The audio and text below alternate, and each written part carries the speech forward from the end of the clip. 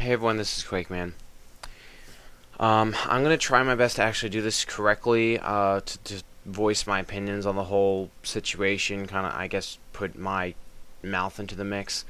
Um, Even though mine's not gonna probably get as viewed as much as everyone else's, because everyone's already done a video on it. 3 kilobytes have done on it. Angry Joe has done on it.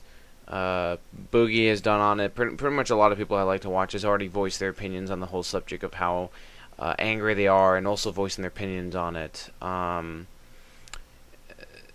kind of want to put my own in the mix. I don't want to necessarily make this feel like I'm pushing anything wrong on what they said, because I have my own I have my own thoughts on this whole subject. And there's a lot of things I'm going to try my absolute best to cover. I wanted to write footnotes down. I wanted to do this live stream, but I don't know how I'm going to do this. I'll say this off the bat. This is probably going to be an hour-long recording. I'll try my best to cover everything I can about my opinions on the subject and a lot of other stuff, because there's a lot of philosophical and standpoints that I have on the subject. And I always look at things on both sides, the consumers and these publisher sides. And most people may attack me because of me saying it like that, but there's a lot of things I'm going to be covering that I know is going to cause people to start immediately causing like some giant debate in the comments if this somehow gets spread around, which I don't think is ever going to happen. But you guys obviously probably are going to guess what this is about. Title's going to give it away, obviously. But, so, E3 is coming up next week, because today is Friday, June 7th. And for the pre-E3, Microsoft pretty much have completely said what is being officially stated. Meaning, what they said is what is official for the Xbox One. They are not changing their standpoint, it seems. I'll cover some of them. So a lot of you probably already know what they're going to be. And again, I'm sorry if I'm going to be going on tangents, if I'm not going to be very clear on the subject, if I'm not going to keep the idea focus standard. If you guys are able to handle it, thank you. If not, I'm sorry. This is just how I do things. This is how my mind kind of works when I talk. It's what I'm used to, I guess. But as I said in my whole Xbox One opinion video, almost close to the very end of it, is I feel like this is going to kill the console generation, and I actually do still firmly believe that this is going to be true. Based on what the Xbox One is doing, is it's not focusing on the long-term effect, which is what's a lot of companies tend to forget. Back then, it used to be about, like, when they made a product, it came out, it was awesome, and long-term effect, always came to effect with it. It seems companies completely have lost sight of that for the last couple of days, I felt like. And in case you're wondering what I mean by long-term effect, is that even after the game is already sold of every new copy, it's already sold with everything else, and the console has already had its last run, then the games still last their lifetime. I still enjoy playing my N64 from time to time. I still play my GameCube. I still play my N60. I just repeated myself. I still play my PlayStation 1 and 2 games. I still play the Dreamcast that my friend Chopstick Nightmare gave me. And it's because that they have long-term effects because there's no restrictions. But because of things that's been happening the last couple of days, for reasons I can respect but understand that there needs to be a change in something else. And again, the subject I may butcher the entire thought when I talk about it, but I'll just go on based on what I feel and what I know. That's it. With the whole restrictions with the online pass, the day one DLC system, and just the subject of all these things, that a lot of us tend to bash day one because of how we feel about them. But sometimes we have to understand the background of it. And I know a lot of people may not give a flying crap about listening to what the background is, and they all want to raise their arms because publisher wants to take their money. It's a double side, I guess. I just said a lot of things, and I'm trying to figure out where to start from that. I'll just start with this. With Day 1 DLC, and again, I know I'm completely going off topic with Xbox One, but it's going to be a huge tirade about gaming history, knowledge, and understanding for me, at least, and for other people if you want to believe it or not. Day 1 DLC is something that is hard to understand for what it really is meant. Now, I don't like the idea most of the time. I don't like the idea of making people have to spend extra money on top of the $60 they already put forth. But at the same time, we need to figure out, do we really need it? Like, is the game as its whole good enough for $60? If that is true, if you for example, in Forza, if you had if you thought all the cars you got was worth your money, you don't need the DLC.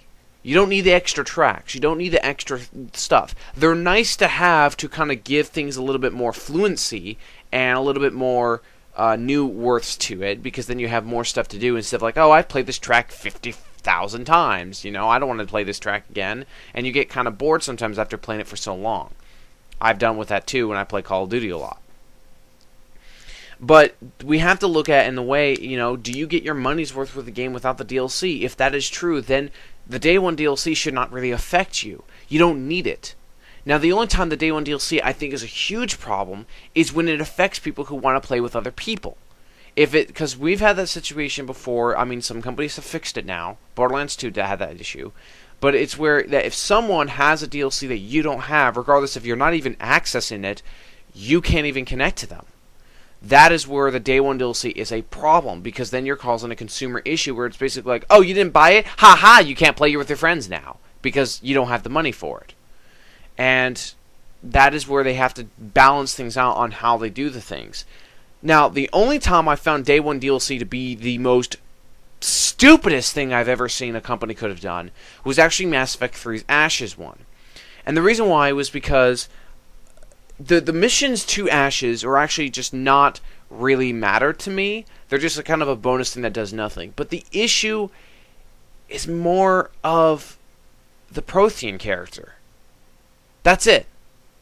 Like, we've been playing Mass Effect since day one. For people who are huge Mass Effect fans, they make a huge emphasis on the Protheans and the fact that it was the Protheans that made this technology. If it wasn't for us to find it, we would not have the Citadel or meeting these planets or have the whole situation, all this history within the Mass Effect game. If it wasn't for this Prothean technology. And then we find out in the second game that the Collectors were Protheans that were changed by the Reapers. A Prothean is a huge deal. It's a huge deal for a lot of people who are gigantic fans of Mass Effect. And day flippin' one, they give you access to a Prothean character for your team. That is where I have an issue. A character who kind of changes the gameplay immensely. Day 1 DLC. That, to me, is what I feel like is a clear cut of production for money. But sometimes it's really hard to tell in some cases. Another case with EA. Again, I will defend some cases back and forth with certain publishers. I still don't like a lot of what they've done, but I respect and everything. EA still, I think, EA and Activision I still think are the worst. But anyways.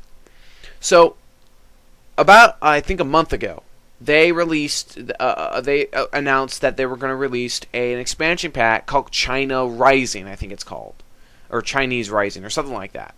And people flipped out saying, oh, why are you announcing this now? The game's not even out yet. Why don't you just release it with the game instead of cutting it out? Well, you gotta look at it like this. A lot of companies nowadays, when they make a game, they write concepts for DLC later. But their main focus is on the main game.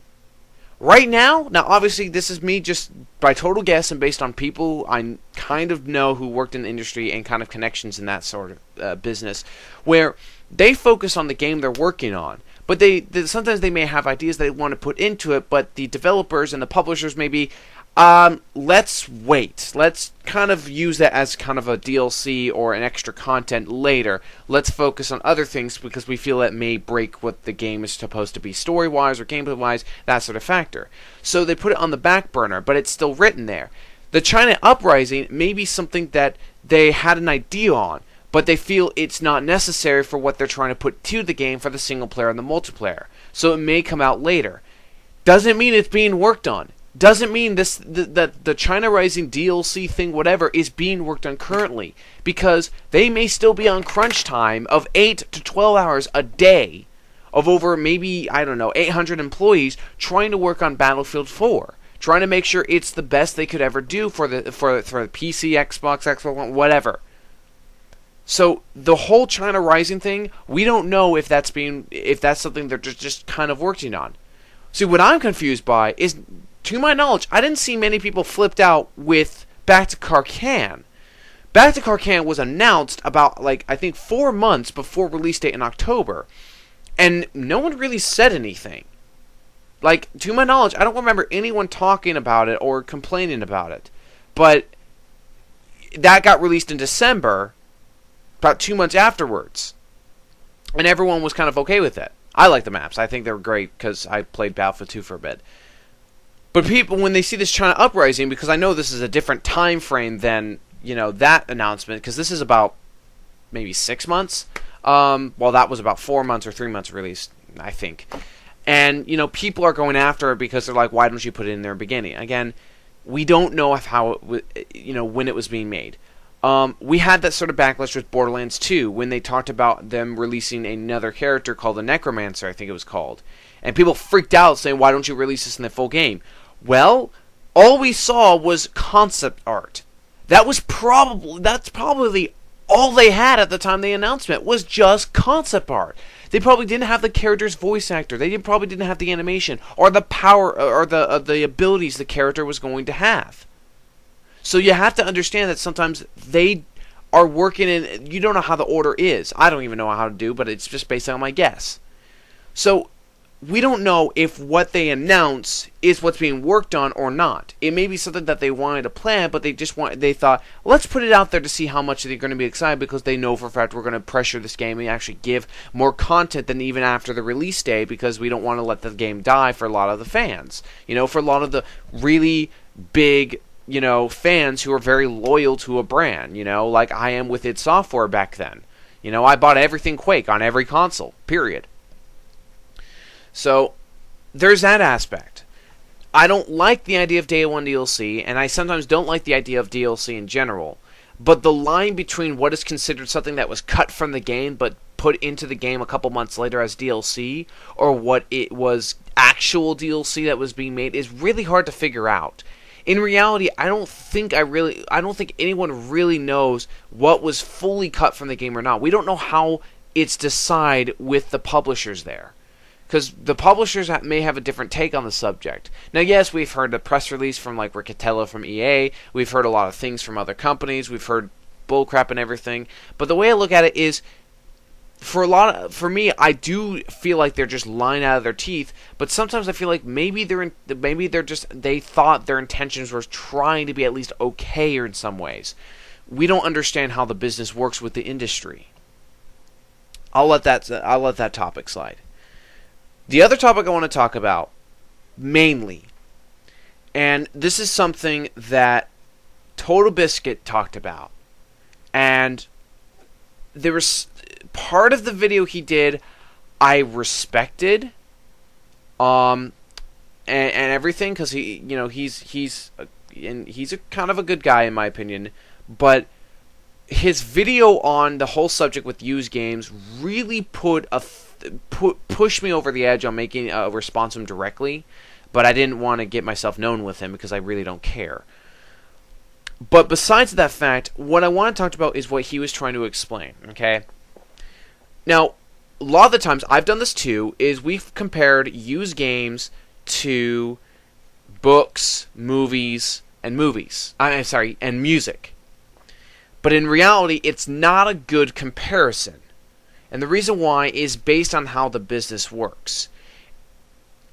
Music mostly gets their money through royalties of radios or commissions to use the music for commercials, and from concerts that they do from touring, because they you buy the ticket, and then anything you buy, like the food, or well, actually not the food, but like merchandise or something like that, that goes to the band and to the studio. Movies get their money from the box office. So that's the only way they can tell if a movie was a success or a flop based on the box office. Well, the DVD sales and the music sales are just secondary. So they don't really care if things are used or not, because most of their money that they get rolling in on a daily basis is through the royalties they get from other places and everything. Games' only source of money for the publishers and developers is new copies. So anytime you buy a used copy, that's not, they're not going to get the money that is worth.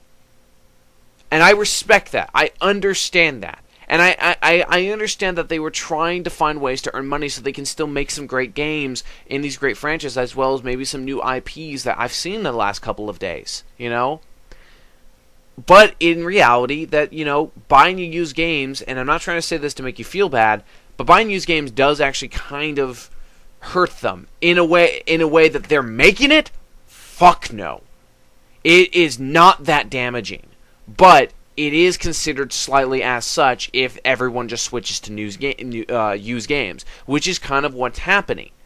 I usually buy new games when I see them at a good price, but sometimes I buy a used game on certain games that I don't feel like I want to spend more on. Some examples I got.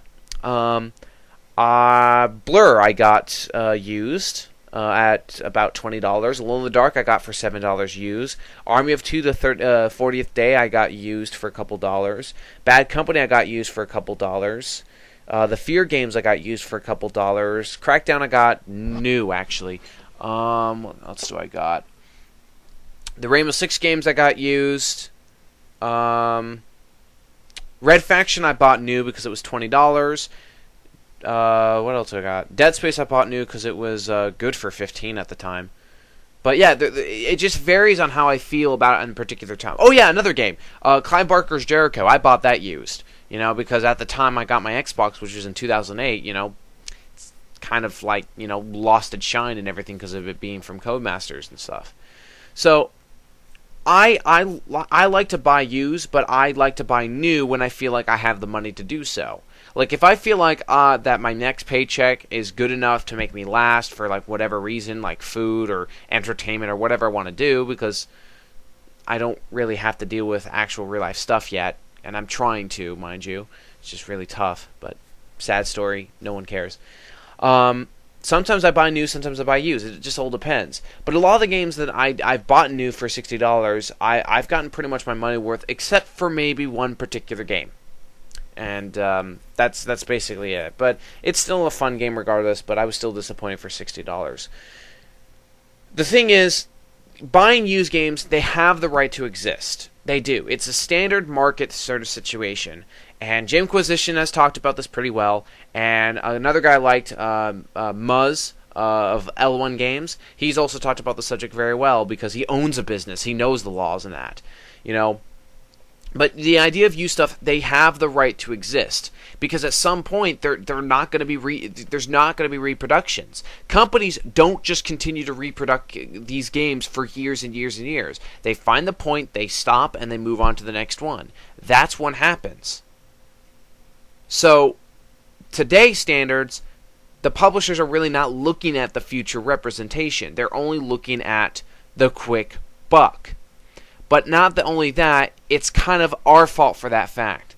Because back then, we were so used to split screen and multiplayer and sometimes system link with certain games. I mean, mostly Xbox and PS2 started doing that a little bit better.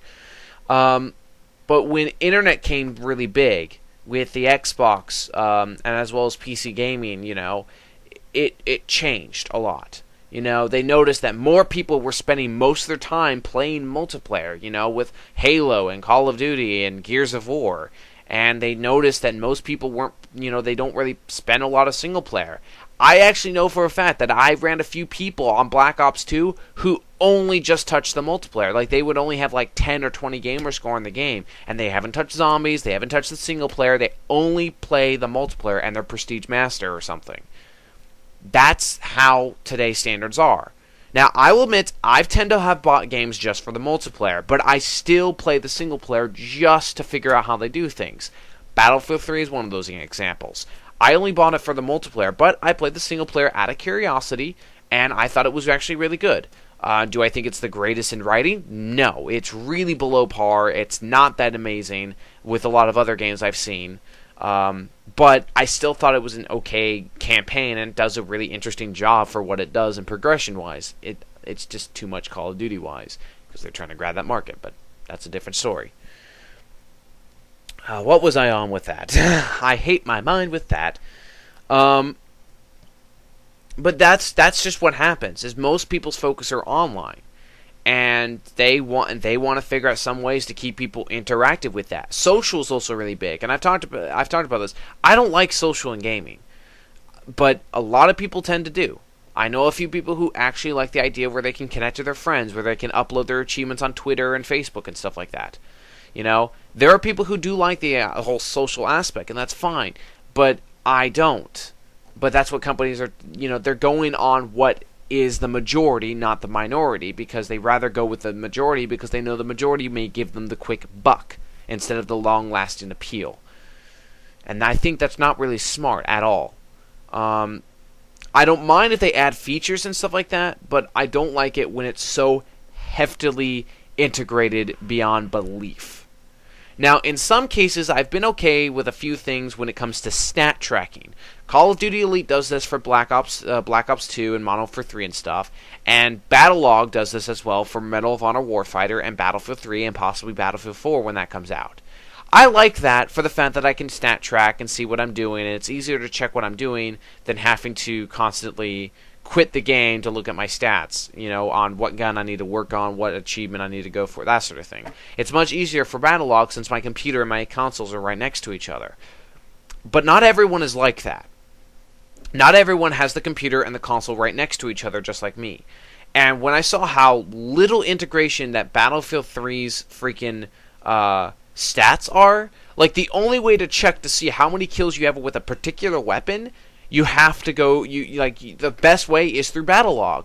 Or you can do it through a cheap way, which is going through the dog tags and find the stupid dog tag to see the number. But trying to figure out when your next unlocked is, or when you need a max to unlock it, you have to quit the game just to figure it out, and you don't even know what's the next unlock unless you go on Battlelog. That is where things are kind of a problem. Now, I liked how Black Ops 1 did it. I was a little annoyed that they got rid of it in Modern Warfare 3, and they kind of got rid of it again in Black Ops 2. But I liked how in Black Ops, it gave you full-on stats on everything. How many kills you used with the gun, your KD spread with it, your accuracy, the most medals you've ever earned, the collection of medals, your stats on everything, most UAVs calls, most headshots in a single match, most kills in a single match. I love that. I think that's awesome. It's progress to me, and I love everything about it. Black Ops 2 does bring back a few things, like the tracks of how many kills you've gotten with a particular gun and stuff, but it's gotten rid of a lot of other things, like how many like the most medals you've ever earned in a match and stuff like that, which I think is kind of sad. I liked it, but yeah. But still, I like the fact that I'm able to still see everything I want within the game that I need to know, which is mostly my stats. And extra features are something I can see later. That's what Call of Duty Elite does. Call of Duty Elite gives you a much more better stat tracker and understanding of things. It gives you heat maps showing you where your teammates died and where you died and stuff like that. That is a good way to help strategic on play styles within the particular map. I loved that when freaking Black Ops 1 introduced that. It made me trying to figure out the best direction to go. Where's the most first kill deaths happening when I play Team Deathmatch to Domination? It's awesome. But restricting it to where you have to strictly go on a website is ridiculous. Now, luckily, Call of Duty Elite added an app. on the Xbox, and I think for the PS3, where you can load up Call of Duty Elite and signed in with your account to see those heat maps and everything just fine. Does Battlelog do that? No, it does not. So, yeah. I always feel like when I go on a subject like that, I'm losing a lot of things about it. Anyways, the whole long-term effect again. They need to understand that these games need to last a while. Another factor is patching, I think, needs to be very limited. Now, I understand that if there's a bug or an issue that's an X point related to earning achievements or single-player stuff, then yeah, they need to patch it. But not only that, they really need to figure out a way of being able to patch games once the servers are down. One thing is for sure, I'm making sure I have every Xbox Live downloaded. I'll make sure I have every DLC bought before they get removed or something like that. I'll make sure I have everything. And then once the original Xbox servers get disconnected, I'm just going to be fine. Like, I'm just going to still play the games I enjoy, because many times there's games I actually go back and play from time to time again. I go back and play Condemned. I go back to play Mirror's Edge. Go back to play DJ Hero, Fear. Well, actually, I can just play Fear on PC. But besides the point, there's games I actually do go back to a lot of the times on the 360. And one of the games I actually like to go back to and playing, but now I can't because EA likes to be a dickhead and shutting servers down within 2 years, which, again, I don't understand how business works, and it's all about this money thing and server size, because I understand, like, they may not have the money to keep a server going, but it's kind of like they're able to keep money with servers going with a bunch of other games, but whatever. Is Army of Two. And it really pisses me off that I cannot play the game cooperatively with people online anymore, all because they shut down the servers just to play co-op. But still, I don't like this idea that everything has to be connected with a game just to play it correctly. You know, you should still be able to play the game to its full extent without a problem. And that's also why I'm really hating the fact that they're really getting rid of split screen. Stop. Do not get rid of split screen, and do not get rid of System Link. You are really destroying everything. And that's what I hate about Bad Company 2 and freaking Battlefield 3. There's no System Link, and there's no split screen. Like, for just, local co-op versus stuff. Why? They should literally do that. Now, Black Ops 2 does an amazing job with this, and I love this. I love that they actually got this right for freaking once. Because I was really annoyed when freaking Modern Warfare 2 didn't do this, and neither did Modern Warfare 3. I like the fact that when you're playing online, you have to unlock what you need to unlock. The camos, the reticles, all that stuff. But if you do custom games on the Xbox Live, System Link, or split screen versus, you have access to everything. All the perks, all the items, all the attachments, all the reticles, all the camos except for Gold and Diamond, which I understand completely why. And if you bought the DLC, like the personalizations packs, you can have access to those too, and as well as people who are split screening. Not System Link, because, yeah. I like that. A lot of the times, now, I can't do it anymore because of where I live, and I don't have access to a lot of friends, but I have a lot of friends all over the place. And we have plans to actually do some tournaments locally and actually do events. And these sort of things are great. But you can't really do events with Battlefield 3. It's kind of why Battlefield is not in the general public of tournaments. Now there may be tournaments with people who are doing like custom servers. Like I've seen it before with people who owns a private server on Battlefield 3 on Xbox or PC, and they do like tournaments there. Sites like Game Battles and everything. But a lot of places I go to for tournaments, like a place called Howie's Game Shack, they can't do Battlefield 3, tournaments because of the fact that you have to have an account. And people rather use their own account. Howie doesn't really allow you to use your own Xbox Live account or stuff like that. It's complicated. They need to understand of how gaming is. It's a social thing. I do agree with that in some retrospect. But you need to stop restricting things. I really hate it when I pick up a game that I really want to play and it says only 2-player split screen or something like that. No. Give us 4. For the love of God. Why the hell would a console allow 4 controllers if you're not even going to allow 4-player usage? The only time I've ever seen 4-player ever being used is party-like games. I know the PlayStation All-Star Royale, that has 4 players. But Most games don't. Split Second, a game I enjoy, I have heartily recommend everyone to pick this game up, only allows 2-player split screen. While a game that I also recommend everyone pick up, but is not widely received, is Blur, has 4-player. Blur does it right, but it got bashed for a lot of other reasons. Okay? They need to not get rid of this. And it also bugs me that to go on a tangent, it bugs me that the Xbox One announced that they said that technically you are only allowed to have one controller on the system. Meaning, oh, your little brother can't play games with you because the Xbox One apparently only allows one freaking controller. Now, that may be broken. They may say, oh, no, we allow 2 or 4. But so far, all I've seen is you can only use one controller, and it's only for one person at one particular time. They don't understand what's going to happen once the servers are gone. You know? The average life cycle of a console is 5 to 7 years. This is very apparent with Nintendo and with PlayStation and with everything. If I remember correctly, the NES was 1985, SNES was 1991, N64 was 1996, GameCube I think is 2001, the Wii was 2007, and then the Wii U, 2006, and then the Wii U is 2012. That's the average cycle. Not only that, and again, sorry this is a different tangent entirely. Not only that, even after the new consoles get released, the same consoles is still being active for about 1 to 2 years, with new games on it. Because studios are still working on it after the console gets released. So you still have a cycle for it for people who just don't have the money to switch over to the new console at the particular time. So it's still supported. The most supported game I've ever seen is the Dreamcast and the PlayStation 2. The PlayStation 2 was still being sold new console copies until 2012. As for games, I think they were still producing certain games on there until around 2008. That's, I think, where they kind of stopped producing PS2 games. But it still had a long longevity of a cycle. Not only that, some of the online servers for particular games like Battlefield 2 Modern Combat, Resident Evil Outbreak, SOCOM 2, they were still freaking active until probably around 2009 and 2010 when the servers for those games got shut down. Now, Battlefield 2 Modern Combat says that the servers were shut down, but people are still able to play online. Don't know how that is possible, but still. Those consoles still last a lifetime. Not only that, some of those games I still love to do tournament stuff locally with.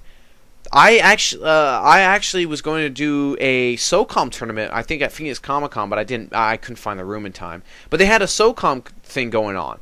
I wanted to go to it because I love SOCOM. SOCOM is one of my favorite tactical games besides Rainbow Six. Rainbow Six is my number one. I love that game, and playing that game through System Link in freaking 4 versus 4, or I think 6 versus 6, freaking, oh my god, it's so much fun. And I love to go back to games like that.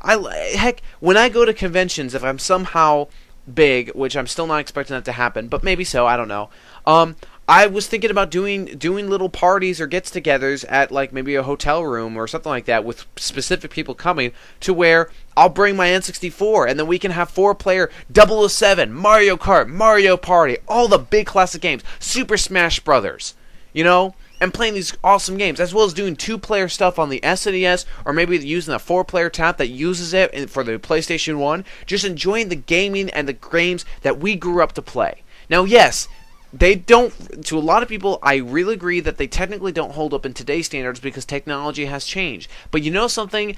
Technology doesn't mean crap to gaming. Gaming is the enjoyment of it. D&D is old as balls, and that is still bringing one of the biggest things ever. Even though the version 4 is out, people still use version 1 to version 3 still. That is still old, and people still play it to this day and have the best of fun. That is where it is at for me, and for I think a lot of people who can agree with me. But companies don't understand that. They only understand what is being the biggest thing possible, what is being the most selling. They want to earn the most money, and really, I feel like that is our fault because of the fact that of just certain situations.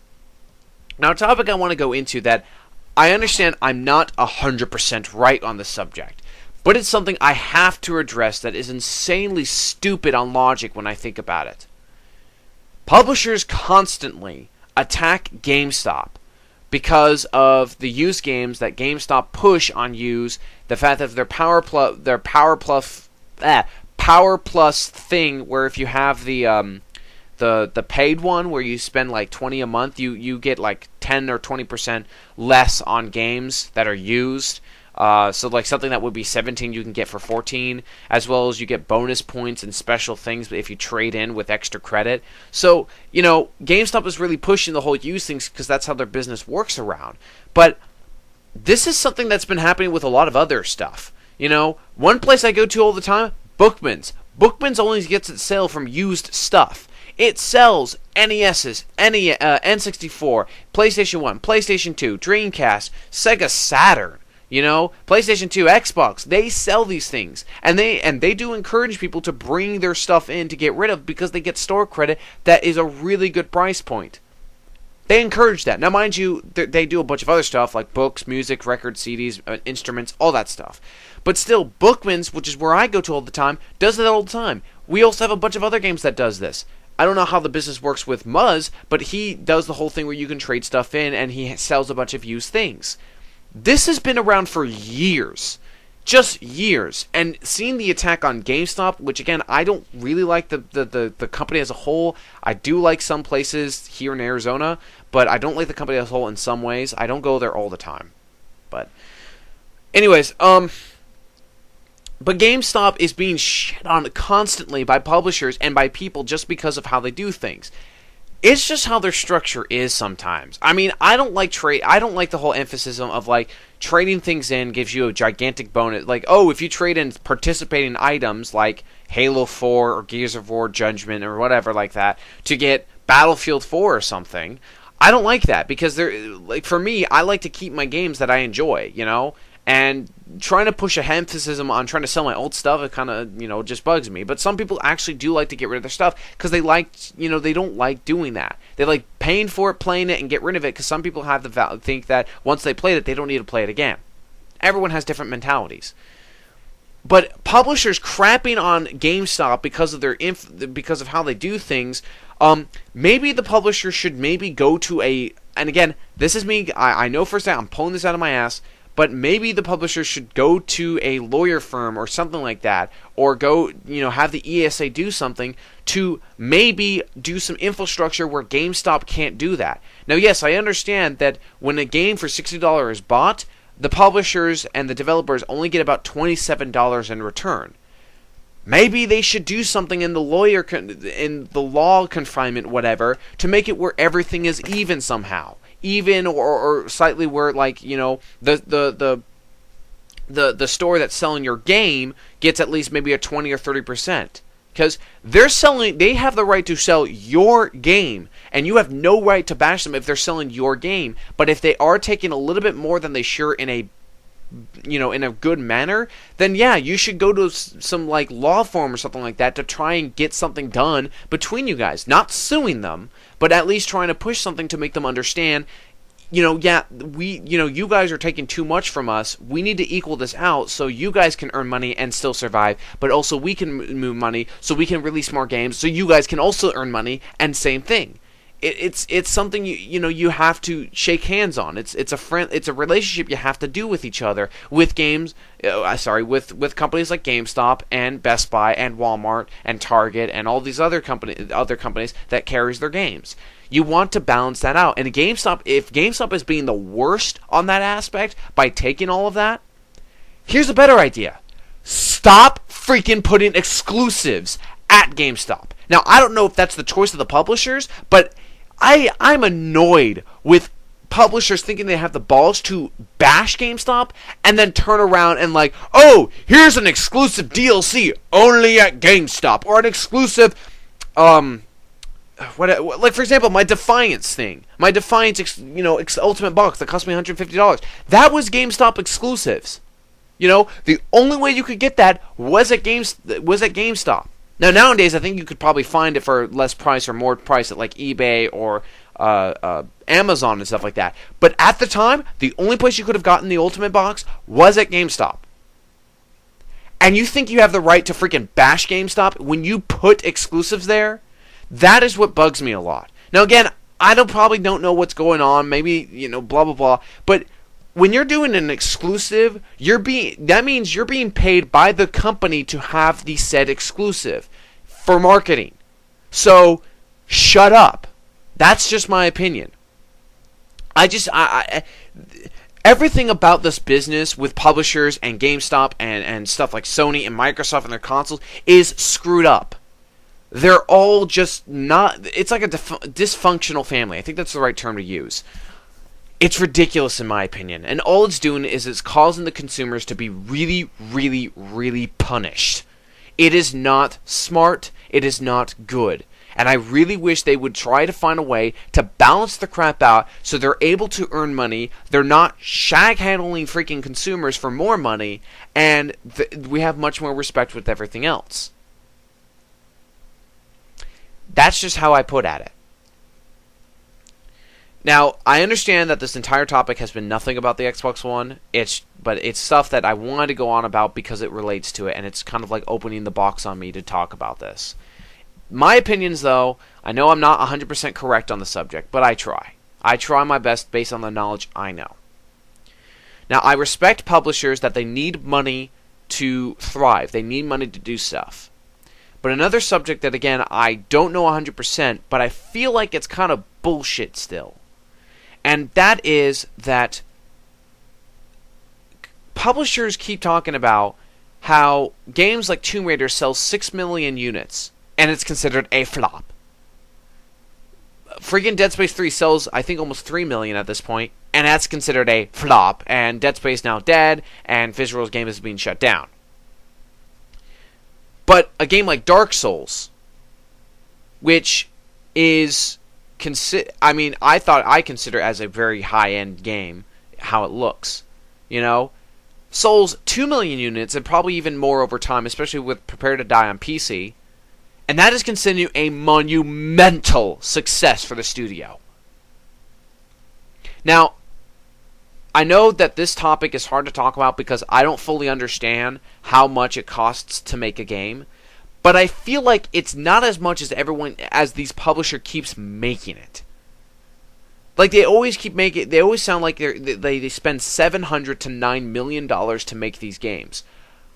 Now, I understand that we don't have the right to actually fully know why because it's their financial thing, but I find that completely unnecessary. I don't know. I feel like the whole subject of their spending of games, I think makes no sense. I think they over-budget the marketing, definitely. I think they over-budget that. They license too many of the freaking games. They license too many times. They always try to put it to people who don't really care too much. I mean, EA's marketing, I think, has gotten on my nerves constantly. Crysis 3's marketing was so retarded. Dead Space 3, I cannot believe they had that song where the guy's like, I've been seeing Crawling in the Air and whatever that song is. You know what I mean? The commercial should make you interested in the game.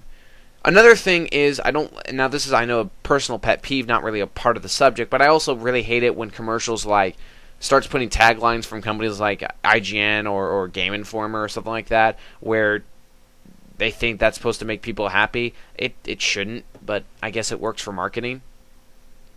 I understand marketing is very important. Marketing is very important, but I feel like they overblow it way too much for what they do with it.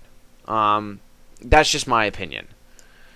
But hearing 700 to 9 million costs for a game, I find that really hard to believe. And I don't know. Like when I hear budgets for movies being like 6 million, 7 million, and I watch the movie and see that, I believe it because they have to pay money for all the equipment. They have to pay money for the place they have to shot. If they're doing a scene that's in New York, they have to shut down half of New York basically to do this shot. Then they have to, they also have to do the shot constantly over and over again. They have to pay for replacing light bulbs, doing this, making sure the film's correct, making sure stuff like if something breaks, they have to fix it. If there's a prop they need, they have to do that. If there's a reshoot they have to do, that costs money too. That I understand because that is a real world aspect.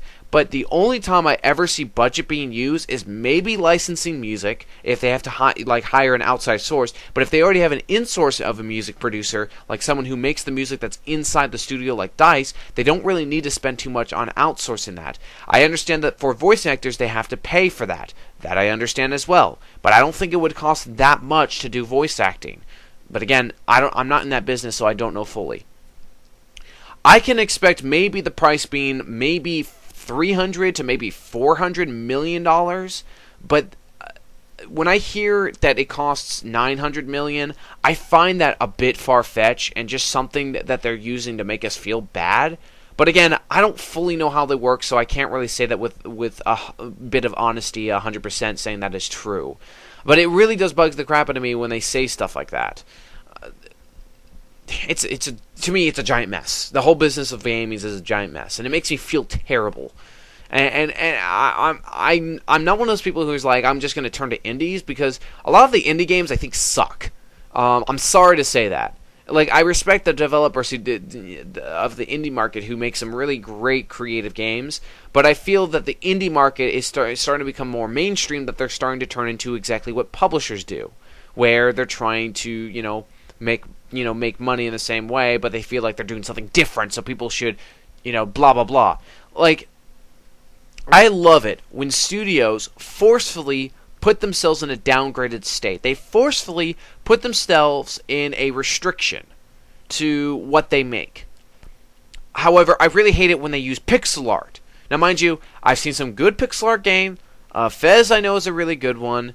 Minecraft is a really good one. And Lone Survivor, don't forget that. I think FTL is also a pixel-like game. I don't know.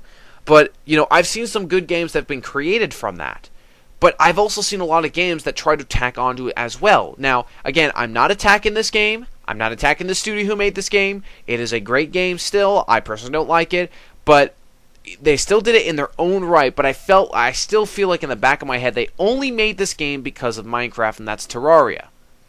But again, it's a good game. Not trying to bash that at all.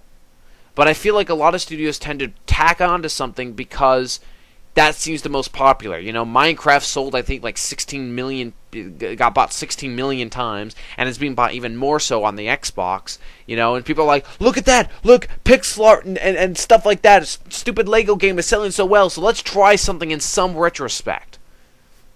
I understand that when something is catching on, I don't like the idea of jumping on the bandwagon. If the game you're making makes sense, then go for it. But don't jump on it just because it seems to be the popular state of the subject.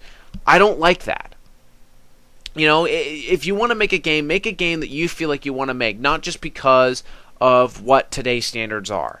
And I understand that makes things really tough because sometimes certain games, may not, certain games may not get a lot of publicity because of it. But I've seen games becoming more publicity than they were ever before. Total Biscuit does the WTF series, and that seems to go insanely well with people who want the game. He's actually kind of the reason I bought and get interested on some games already. One of them most recently was Thomas Was Alone. And there's a bunch of other people who do videos on it that I think are great.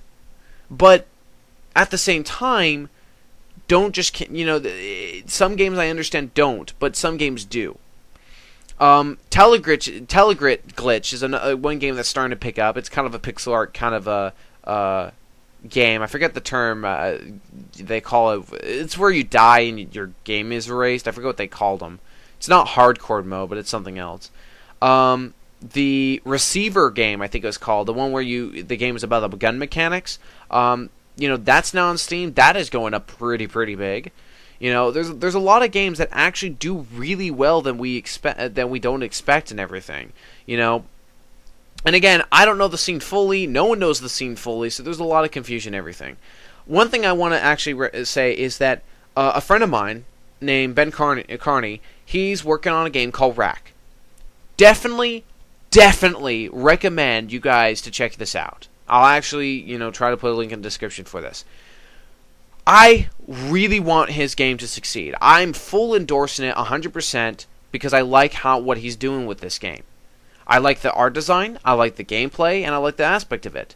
But the thing that's really disappointing is when is I always keep seeing retrospect where people praise something and they want to see more of it, but then you see people who bash people because they're just doing the same thing. It's like, make up your freaking mind when you make that subject, you know? Because there are, like, for example, there are people I know who want to see the Doom style games to return. I actually grew up with Doom and Quake, and I do like them when they're used in the right environment. But people are bashing Rack because they feel like he's just trying to copy Doom and just looks like Doom and all this other crap. No, it really isn't, actually. But I don't want to go on a huge thing with that. What else do I got that's on my mind? I'm sorry if this is hard to understand. Thank you so much for listening 50 minutes of this so far. And thank you so much if you've listened to everything I had to say. But I'm trying my best to keep on topic with a lot of things. But I'll say it like this. The Xbox One's 24-hour... you have to be online every 24 hours. The whole game licensing installing crap is, you know, and the fact that the only way you can sell your games is by licensed places, which I'll say something. They said that getting the ability to have the ability to sell the Xbox One games is free of charge as of right now. But the actual licensing of using it may need training and proof because they don't want people to backstab them by using the system or something.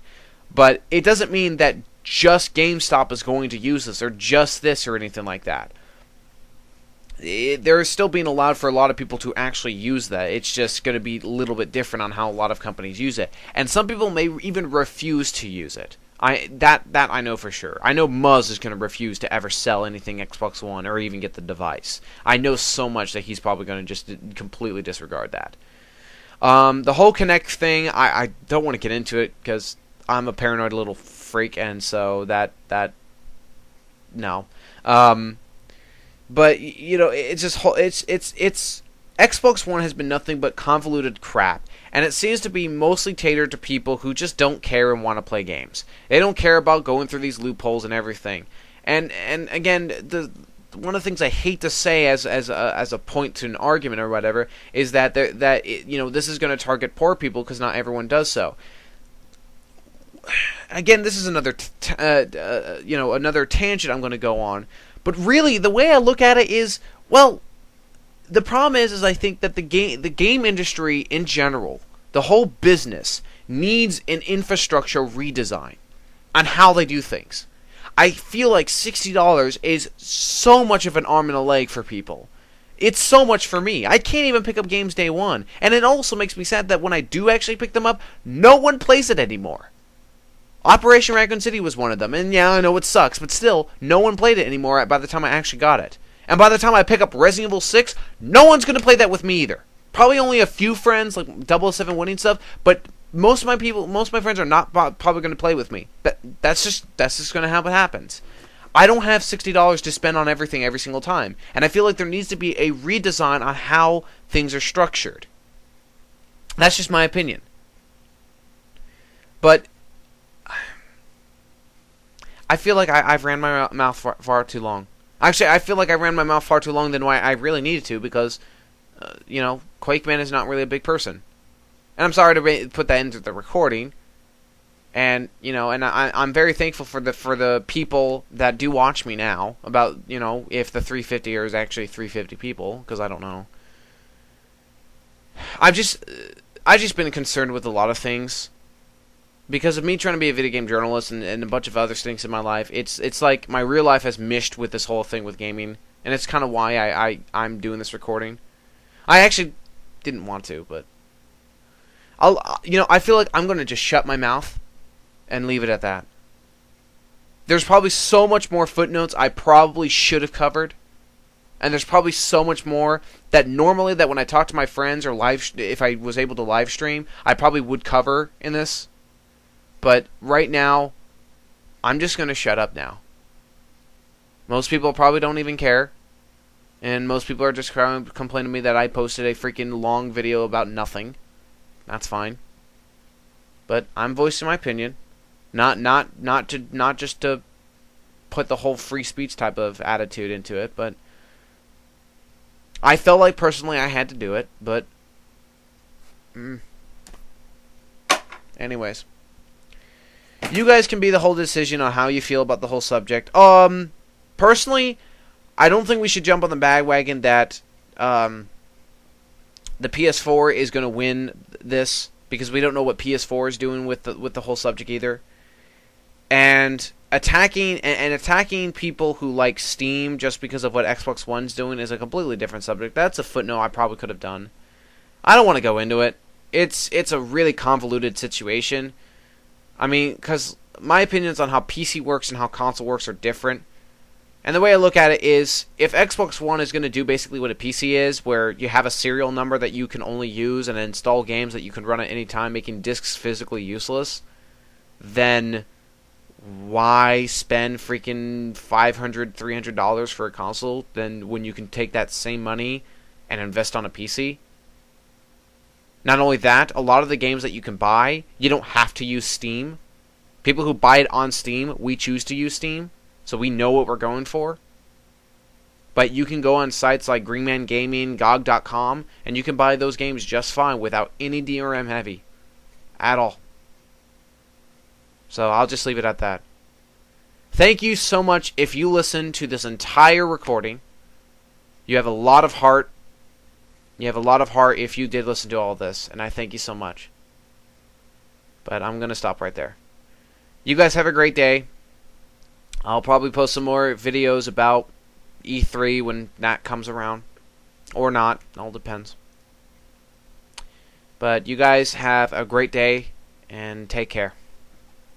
I'm sorry to take more of your time after listening to my hour-long entire thing. But something I want to touch on that I totally forgot to say about because I was just distracted with everything else is the backwards compatibility setup. Everyone keeps talking about how they are hating on Xbox One and PS4 for not being backwards compatible with the disc system or the download content, but it will be on the new system using new transfer license and everything. Besides the whole crap, one of the things I want to say is technically the whole idea of backwards compatibility didn't really start around, I feel like the around 2000, I feel like, because the Game Boy Advance came out around 2000, and PlayStation 2 came out around 2000 or so, and PlayStation 2 was backwards compatible with PlayStation 1 games as well as the memory cards, and the Game Boy games were backwards compatible with Game Boy Advance with some extra features and stuff like that you could do with it. And then it wasn't until the whole GameCube to Wii situation that became it so big, and Microsoft and Sony kind of dropped it with their consoles. My opinion is this: I like backwards compatibility because it's very nice to use and everything, and it's very nice for a new system because if yours is dying and stuff like that. But I respect why they don't do it is because they want people to buy the console for the new generation. They don't want people to buy it for whatever reason. And this does kind of happen with some people. I mean, there may have been some people who didn't really want to buy a PS2 at the time it came out, but they're like, well, it plays PS1 games, so why not, So I can understand it with that aspect for a business standpoint that they want people to be buying this game for the Xbox One and PS4 games. Now, they do have a nice system for the downloaded titles of the old system for people who want it, because you have to think about that there may be some generations. I know it sounds crazy with how Xbox One is doing this and PS4, but what I'm saying is, besides all those factors, what if this is a generation that never had an Xbox 360? I know that's hard to believe, but that's how I look at it. So technically, it makes sense that if I buy that and buy the game, the older games through that system and everything. I still think it's kind of stupid that they say they can't allow it for hardware reasons, but yet they're going to allow the download titles version as if it's fine. I feel that's a bit of a problem, but in some cases with backwards compatibility, I respect and understand, and I really think it shouldn't really be that important of a backlash. I mean, did anyone really care about backwards compatibility afterwards? I mean, I don't really play a lot of my original Xbox games on my 360 that much anymore. I actually am trying to get an original Xbox console so I can play those again. Because I get sick and tired where I'm in a mood to play something like Second Sight or Breakdown and it says it can't be compatible. So it's much better just to have the original system. Plus, it's much better to have the original system in general, in my opinion. So, yeah, that's just my thoughts on backwards compatibility. I shouldn't think it should be an end of a generation. I shouldn't think people should be bitching about it. But that's just my opinions. Not everything has to be backwards compatibility. I mean, no one seemed to care when the Vita wasn't backwards compatible with the MVUs, and now everyone does with Xbox One, but whatever. I'll leave it at that. I'm sorry to waste more of your time. Thank you so much for listening to all of this. You guys have a great day.